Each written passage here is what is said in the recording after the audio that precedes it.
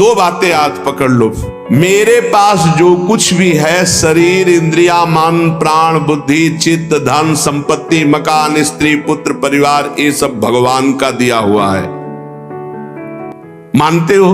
अंदर से देखो, भगवान का ही दिया हुआ है। ये भगवान की दी हुई वस्तु मैं भगवान को समर्पित करता हूं। त्वदीयम वस्तु गोविंदम तुभ्यमेव समर्पयामि। हे भगवान, आपके द्वारा दी हुई सब कुछ, नाथ सकल संपदा तुम्हारी, नाथ सकल संपदा तुम्हारी, और मैं सेवक समेत सुत नारी। और रात दिन भगवान का भजन करने की चेष्टा करो। राधा राधा राधा। बहुत कठिन है संसार से मुक्त होना। दो पद्धति में एक तो स्वीकार करना पड़ेगा, या ज्ञान योग और या भक्ति योग। तो भक्ति योग बहुत सरल योग है। इसमें सब साधन भगवान को और सब करण भगवान के हैं, बस इतना समझना है। सब करण भगवान के हैं, चाहे इंद्रियां हो, चाहे अंतःकरण हो, चाहे पदार्थ हो, बाहर भीतर जो कुछ श्री भगवान की रचना। और मैं भी भगवान का हूं, भगवान का अंश हूं। तो मैं सहित सब कुछ भगवान को समर्पित और भगवान का नाम जब, इस जन्म में पक्का भगवत प्राप्ति हो जाएगी। ज्यादा समझने की जरूरत नहीं। ज्ञान में तो बहुत समझने की जरूरत है। अगर उसमें चूक हुई तो दूसरा बचाने वाला नहीं, इसमें बचाने वाला है। करो सदा तिनके रखवारी, जिम बालक राखे महतारी। युक्ता कर्म फलम त्यक्त्वा शांतिमाप्नोति नैष्ठिकीम, अयुक्ता काम कारेण फले सक्तो निबध्यते। जो योगी है वो फल का त्यागी होता है, कर्म का त्यागी नहीं। कर्म जो आया उसको किया और फल वो भगवान को समर्पित कर दिया। कर्म भी भगवान को समर्पित कर दिया। पर कर्म त्यागी का मतलब मैं ये कर्म क्यों करूं जब मुझे फल की आकांक्षा नहीं। नहीं, कर्म करना चाहिए। गृहस्थ में हो तो अपने अपने धर्मानुसार जो आपको कर्तव्य कर्म मिला है, विरक्त हो तो अपने अपने धर्मानुसार जो आपको कर्तव्य कर्म मिला है। भगवान ने कहा मेरे लिए कोई कर्म नहीं, फिर भी मैं कर्म करता हूं। सबको कर्म करना चाहिए, पर कर्म फल में भगवान के ऊपर उसको समर्पित कर देना चाहिए।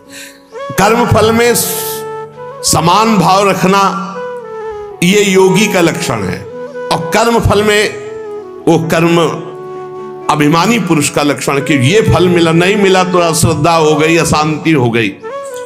लेकिन जो योगी है वो सुख दुखे समय कृत्वा लाभा लाभो जया देव। चाहे हानि हो, चाहे लाभ हो, चाहे जय हो, चाहे पराजय हो, चाहे सुख हो, चाहे दुख हो, उसमें समान भाव रखता। क्यों? कर्म फल की आशा ही नहीं की, हमें तो केवल कर्म करने का आदेश था। उसको कर्म किया, शास्त्र सम्मत, फल तो भगवान को समर्पित है। कर्म करना और कर्म फल की त्याग वृत्ति रखना तो तत्काल शांति प्राप्त होना शुरू हो जाएगी। देखो कितना आनंद है।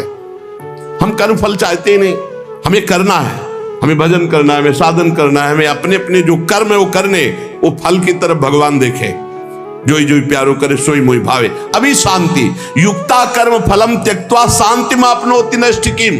जितना जलन, जितनी अशांति फल को लेकर के है, कर्म को लेकर सावधानी नहीं, फल को लेकर है। फल में बोले अब हमें भगवान से श्रद्धा हो गई तो तुम्हारा ही पतन होगा, भगवान का थोड़ी वहां कुछ होना, तुम्हारा ही पतन होना है। सकाम मनुष्य कामना के कारण फल में आसक्ति हो जाती है, इसलिए वो बंधता है, जलता है, दुर्गति को प्राप्त होता है। देखो, संचित कर्मों के अनुसार प्रारब्ध बनता है, और प्रारब्ध के अनुसार मनुष्य का जन्म होता है। और मनुष्य जन्म में जो नए कर्म होते हैं, नए कर्म संस्कार बनते हैं, वो तुरंत उठकर संचित में चले जाते हैं। भोगना तो प्रारब्ध ही पड़ता है, शुभ और अशुभ। कर्म फल की आसक्ति त्याग कर दो तो संचित भी भस्म हो जाएंगे, और नए कर्म संचित में जाके जमा नहीं होंगे, और प्रारब्ध भोगकर भगवत प्राप्ति हो जाएगी। प्रारब्ध भोगना पड़ेगा, ये कमर कस लो। ये जो तुम्हें कह रहे हैं कि हम नष्ट कर सकते हैं छूछा से, भगवान बोल रहे हैं, जगत गुरु बोल रहे हैं, हम नहीं बोल रहे। प्रारब्ध भोगना पड़ेगा, अवश्य में भोक्तव्यम कृतम कर्म शुभाशुभम। भूल भुलैया में मत फंसो, तुक्का जम जाता है कभी कभी। तुम्हारा प्रारब्ध अच्छा आ गया और तुम हमारे पास आए, तुम्हारा काम बन गया, बोले बाबा से काम बन गया। बाबा से काम नहीं बना, तुम्हारा प्रारब्ध काम बना दिया, तुम्हारा पुण्य काम कर गया। जो कर्म फल की आसक्ति का त्याग कर देता उसके कर्म भस्म हो जाते, भुने हुए चने के समान, फिर बीज नहीं देते, फिर वो बंधन कारक नहीं होते। जैसे भुना हुआ चना है, अब ना उसमें अंकुरण होगा, ना पेड़ होगा, ना उसमें बीज होगा, जड़ से खत्म हो गया, अब उसमें कोई सत्ता नहीं। तो जो कर्म फल की आशा ना रख करके केवल भगवत प्रीत्यर्थ किया जाता है, वो उसे बांध नहीं सकता, उसे जन्म मरण में नहीं पहुंचा सकता। नहीं तो चाहे शुभ कर्म हो, अच्छा कर्म हो या बुरा कर्म, उसे जन्म मरण में फंसा देगा। कर्म फल 4 प्रकार के होते हैं। एक होता दृष्ट कर्म फल, और एक होता अदृष्ट कर्म फल, और एक होता प्राप्त कर्म फल, और एक होता अप्राप्त कर्म फल। दृष्ट कर्म फल कहते हैं वर्तमान में किए जाने वाले नए कर्मों का फल जो तत्काल प्रत्यक्ष मिलता दिखाई देता है। जैसे कीर्तन किया आनंद मिल रहा है, सत्संग किया आनंद मिल रहा है, कोई भूखा है अपना भोजन पवा दिया तत्काल आनंद मिल रहा है, कोई अपने लिए पदार्थ लेने जा रहा, देखा बीमार है उसके पास दवाई की व्यवस्था नहीं, चलो आज हम भूखे रह जाएंगे, पैसा बीमारी में दे दिया, उसमें लगा, तो जो हृदय शीतल हुआ वो दृष्ट कर्म फल इतना महान कर्म की तत्काल आनंद प्रदान करता है। और अदृष्ट कर्म फल वर्तमान में किए जाने वाले नए कर्मों का फल जो अभी तो संचित रूप से संग्रहित होता है, आगे जन्म में मिलेगा जाकर के। जो तीर्थ याटन है, दान है, पुण्य है, बहुत प्रकार के ऐसे कर्म है जो अभी आपको नहीं अनुभव में आ गए, वो आगे आपको प्राप्त होंगे। और प्राप्त कर्म फल जो पूर्व के कर्म फलों का प्रारब्ध बन करके आ गया है, शरीर प्राप्त कर्म फल है। प्रारब्ध जैसा वैसा शरीर, वैसे ही कुल में जन, वैसे ही धनवान, संपत्तिवान, अनुकूलता प्रतिकूलता, ये प्राप्त कर्म फल है। पूर्व में जो कर्म किए उससे जो प्रारब्ध बना है वो पहले से निश्चित हो चुका है। अप्राप्त कर्म फल प्रारब्ध कर्म के फल रूप में अब जो आगे आने वाला है, ये भविष्य में मिलने वाले सुख दुख है, जो अप्राप्त कर्म फल है। प्राप्त कर्म फल हो चुका, शरीर ऐसे कुल में जन्मा, शरीर ऐसा है, ऐसा ऐसा धन संपत्तिवान माता पिता मिले या निर्धन मिले, या जैसे अनुकूल प्रतिकूल परिस्थिति जो वर्तमान में मुझे मिली, ये प्राप्त कर्म फल। और जो अब आगे आने वाली है अप्राप्त कर्म फल, ये प्रारब्ध बड़ा भयानक है जो आगे आने वाला है।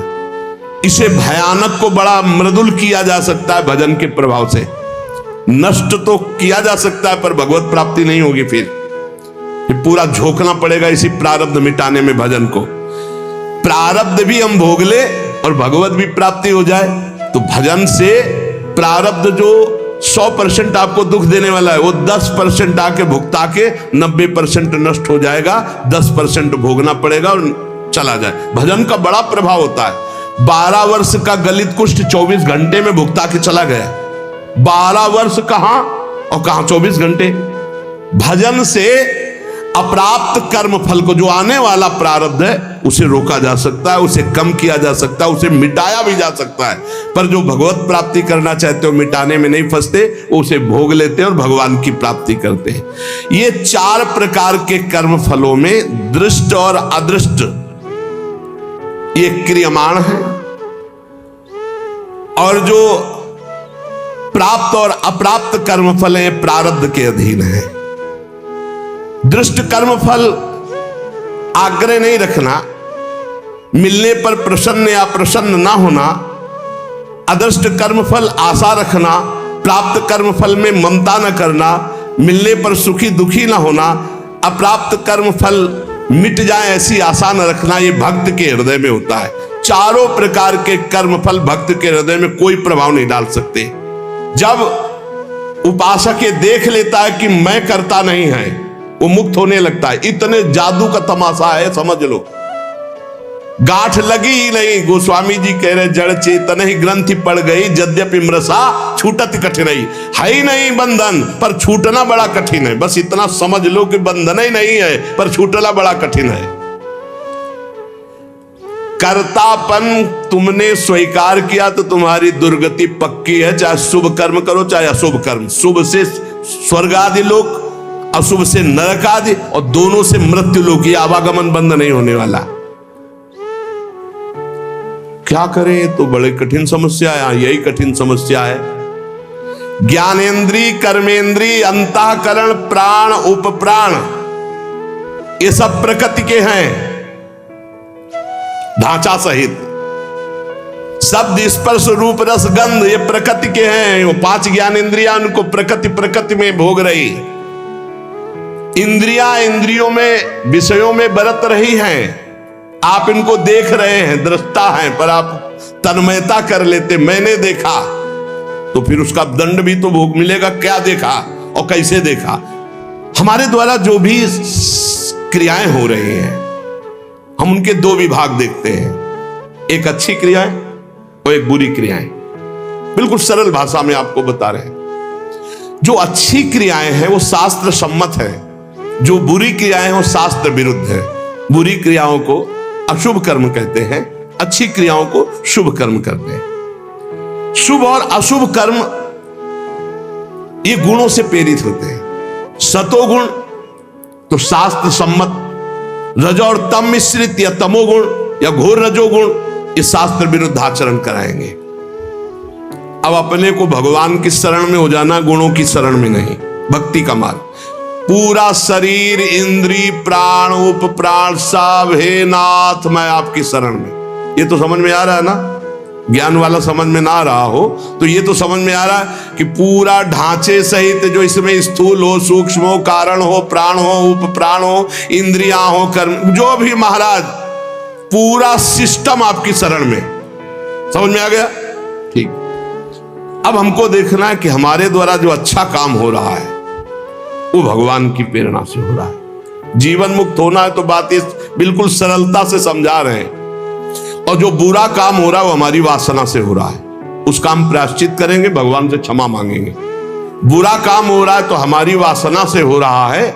इसमें क्या होगा कि अगर ये भेद नहीं तुम रखोगे और कह दोगे जब पूरा समर्पण कर दिया तो फिर आपसे बुरे कर्म उत्साह पूर्वक होने लगेंगे, क्योंकि अंदर का सिस्टम अभी समर्पित नहीं हुआ, बाहर से तो हमने कह दिया। अब अंदर का सिस्टम जब तक समर्पित नहीं होगा तब तक वो फिसल कर बुरे आचरणों में जाएगा। तो हमको क्या करना है? गुण तुम्हार समुझे निज दोषा, और जय सब भांति तुम्हार भरोसा। भरोसा दृढ़ आपका। जब हमसे अच्छे कार्य होंगे तो भगवत प्रेरित हुए, और जब बुरे कार्य हो गए तो हम त्राहिमाम शरणागत रक्षक प्रभु, हमसे गलती हो गई, हमको ऐसी सद्बुद्धि दो कि आगे हमसे ना हो, और सारे कर्म भगवान को समर्पित कर दो।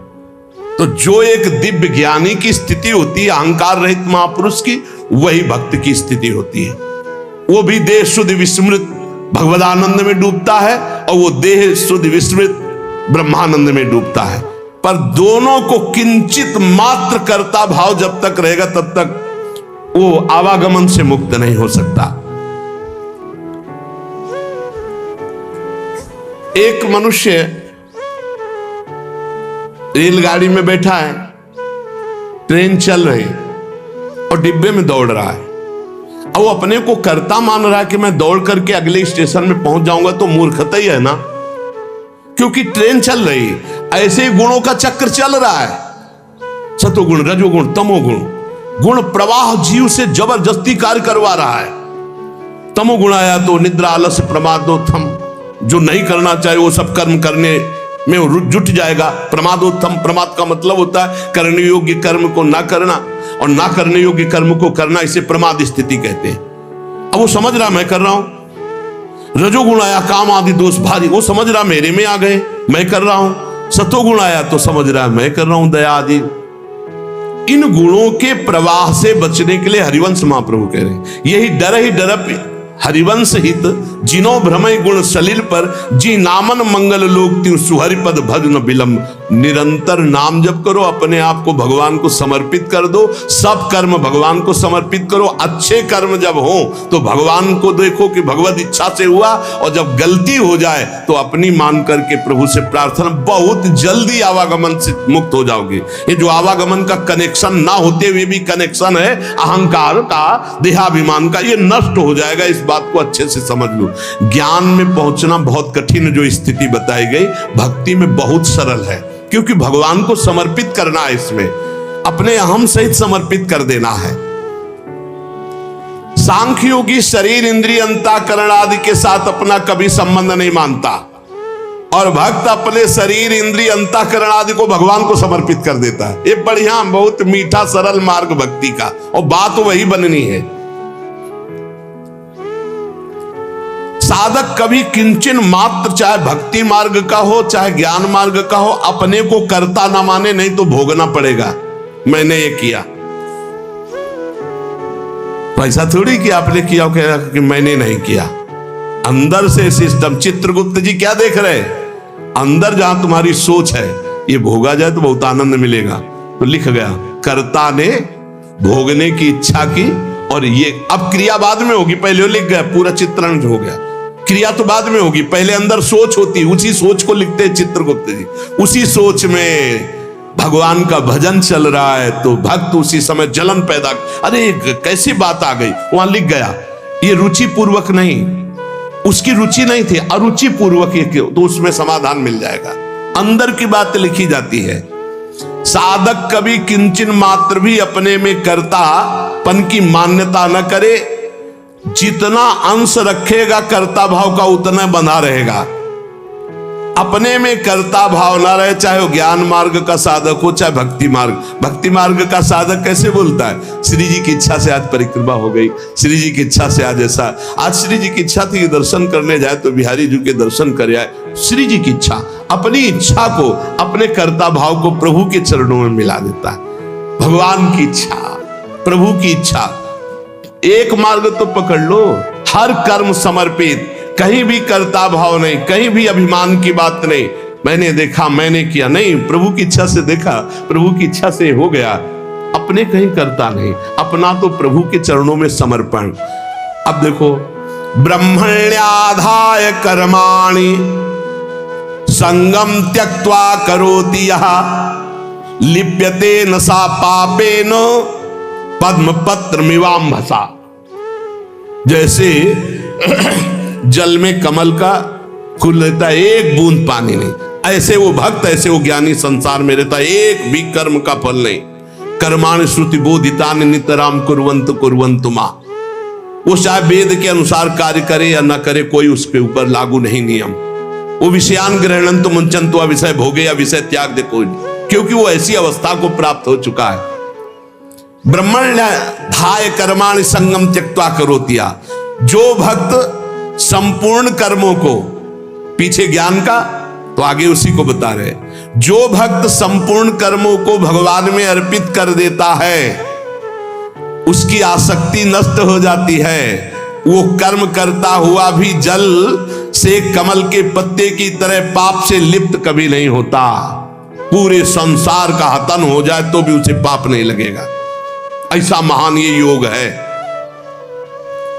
शरीर इंद्रिया मन बुद्धि प्राण ये तुम्हारे नहीं हैं। अब भक्ति में देखिए इसे, ये भगवान के रचे हुए हैं, वो भगवान के हैं। मान लो जैसे ज्ञान में अभी वर्णन कर रहे थे, ये प्रकृति के हैं, प्रकृति में बरत रहे। अब यहां भक्ति में है ये श्लोक का अर्थ, शरीर इंद्रिया मन बुद्धि प्राण ये तुम्हारे रचे हुए हैं क्या? भगवान के रचे हुए। तो हुए किसके? भगवान के हुए ना, ये भगवान के। तुम्हारे प्राण भगवान के, तुम्हारी मन बुद्धि चित्त अहंकार ये भगवान की, तुम्हारी ज्ञानेंद्रियां भगवान की, तुम्हारी कर्मेंद्रियां भगवान, तुम्हारा सब कुछ श्री भगवान का है, तुम्हारा थोड़ी रचा हुआ है। माना ये अपने नहीं है, ये श्री भगवान की रचना है, श्री भगवान के हैं। कौन कौन?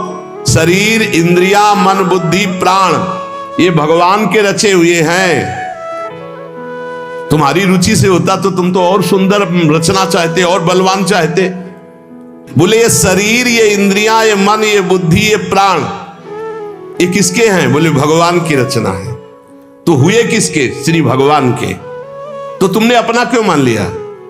यही बंधन है, यही बंधन है, अपना इनको मान लेना। इसी भक्त का क्या स्वरूप होता है? वो इन्हें भगवान का मानता है। ज्ञानी का क्या स्वरूप होता है? वो इन्हें प्रकृति का मानता है, क्योंकि प्रकृति के ही अंश ये है, और प्रकृति कृति ये जो प्रकृति की रचना करने वाला रचयिता है वो परमात्मा है। मूल में परमात्मा ही आता है।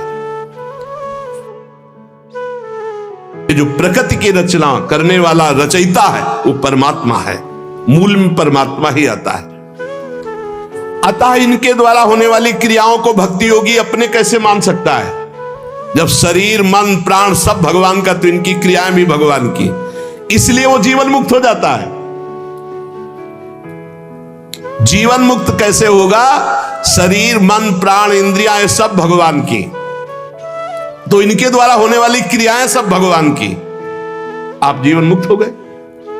लगा तो बहुत सरल, लेकिन देखो क्या सब भगवान को अर्पित करते हो?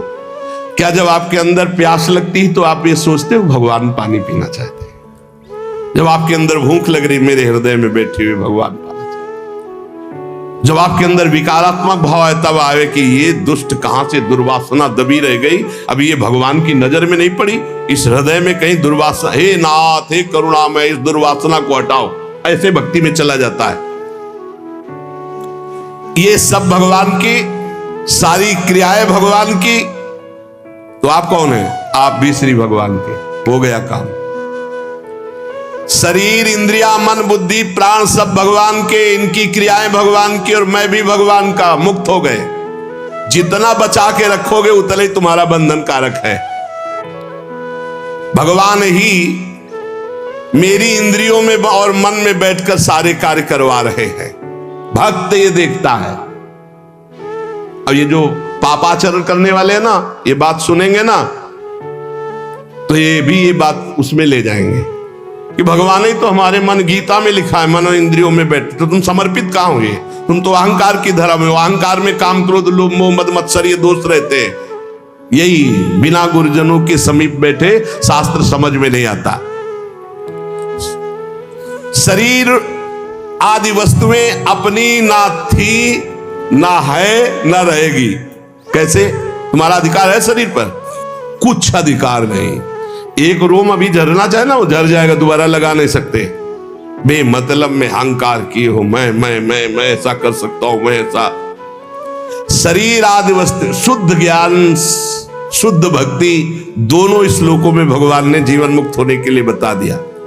शरीर आदि वस्तुएं अपनी नहीं, प्रत्युत मिली हुई है भगवान से अपने को। किस लिए? सत्कार्य करने के लिए। सत्कार्य करने के लिए। सरकारी गाड़ी बंगला है, ये सरकार का काम करने के लिए मिला है। ये कुछ दिन के लिए मिला, फिर छीन लिया जाएगा। ना ये पहले था तुम्हारा, ना बाद में रहेगा, बीच में दिया गया, छीन लिया जाएगा। कि ये केवल भगवत प्राप्ति के लिए मिला है। भगवत प्रीत्यर्थ दूसरों में भगवान की भावना करके सेवा करो, इसलिए मिला है शरीर। इन वस्तुओं पर जो अपना अधिकार जमा लेता है और अपने लिए भोग भोगता है, वो मृत्यु के बाद दुर्गति को प्राप्त होता है। पुनरपि जननम पुनरपि मरणम।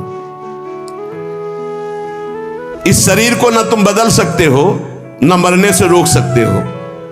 ये शरीर एक नियत समय के लिए आया है, और इस समय में तुम भगवत प्राप्ति के लिए कार्य कर लो। क्या? कुछ नहीं करना। ये जो सब है इनको समर्पित कर दो। चदरिया जैसी की तैसी धर दीनी, ये लो महाराज, हमसे नहीं होने वाला। ना शुभ ना अशुभ, ना हम कर्ता बनेंगे शुभ के ना अशुभ के, हमसे कुछ नहीं। हम आपकी शरण में पूरा समर्पित। अभी आज से आप जीवन मुक्त के मार्ग में चलने लगे। समर्पण योग। ईमानदारी से भगवान की वस्तु भगवान को समर्पित कर दो, और कुछ नहीं करना। मस्त। बस यही बात समझ में आ जाए।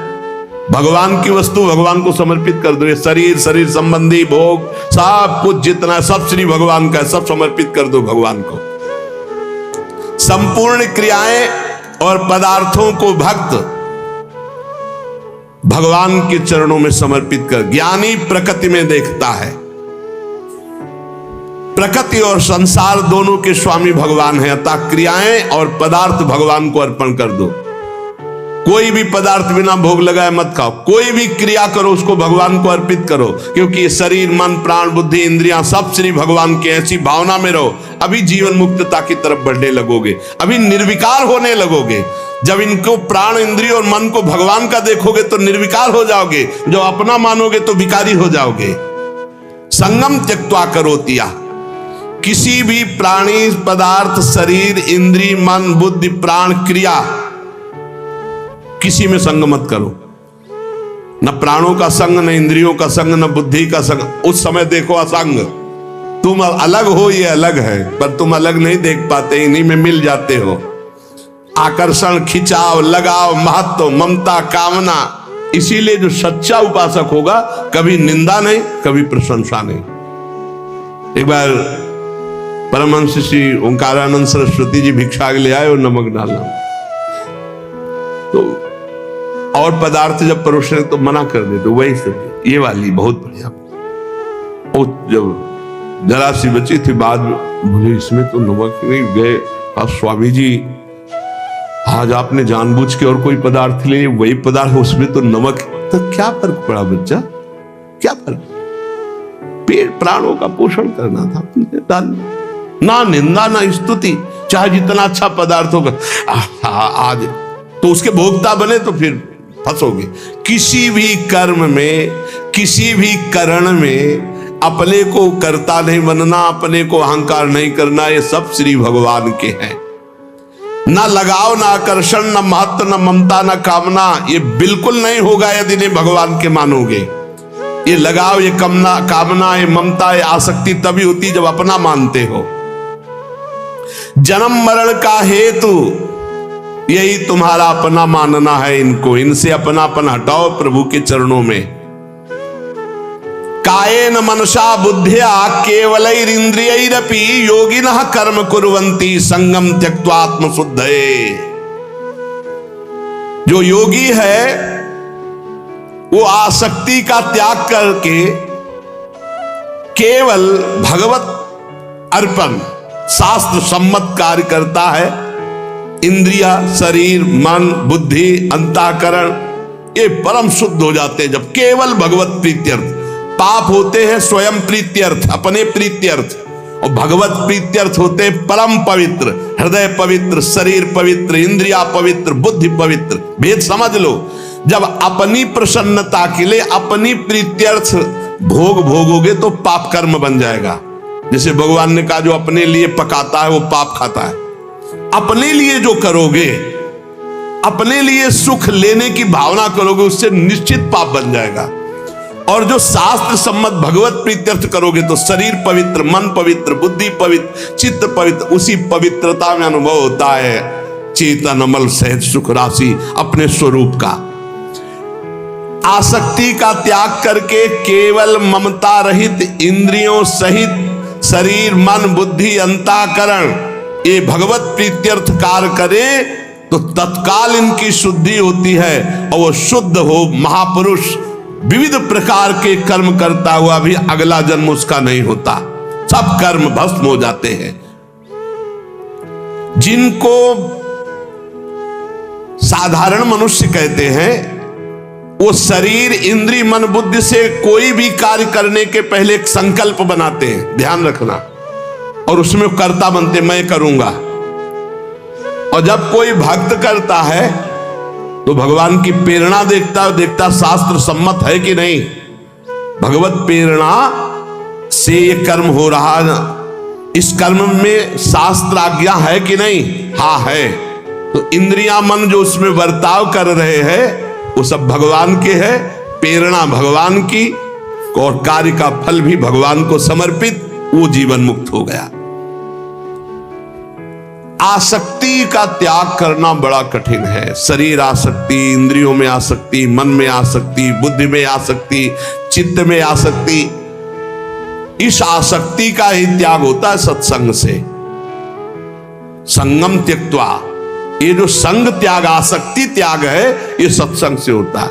रोज धैर्य पूर्वक जैसे सत्संग सुन रहे हो तो इतना तो दिमाग में आ ही रहा है अब कि मैं शरीर नहीं हूं, मेरी इंद्रियां, बुद्धि, मन, प्राण ये सब भगवान की रचना है, और भगवान की रचना से जो भी हो रहा है वो भगवान की रचना प्रकृति में हो रहा है। मैं व्यर्थ में फंस रहा हूं अहंकार करके, भोक्ता भाव करके। नहीं अनुभव में आ रहा पर सुनने में तो आ गया। पहली बार ही सुना हो तो ये शास्त्रीय शब्द अंदर जाएंगे, व्यर्थ नहीं रहेंगे। इसलिए उपासक को चाहिए कि भगवान की प्रसन्नता के लिए शास्त्र सम्मत कर्म करे, कर्म फल भगवान को समर्पित कर दे, निरंतर नाम जप करे तो इस कर्म की झंझटों से बचकर भगवत प्राप्ति हो जाएगी। नाम जप और भगवत समर्पण, ये दो शास्त्रों में बहुत जोर की बात है। जो कुछ मेरे पास है मैं सहित भगवान को समर्पित, नाम जप, सब ठीक हो जाएगा, बुद्धि ठीक हो जाएगी, मन ठीक हो जाएगा, कर्म संस्कार मिट जाएंगे, भगवत प्राप्ति हो जाएगी। नाम संकीर्तनम यस्य सर्व पाप प्रणाशनम। खूब नाम जप करो और अपने आप को भगवान को समर्पित कर दो, शेष भगवान देख लेंगे।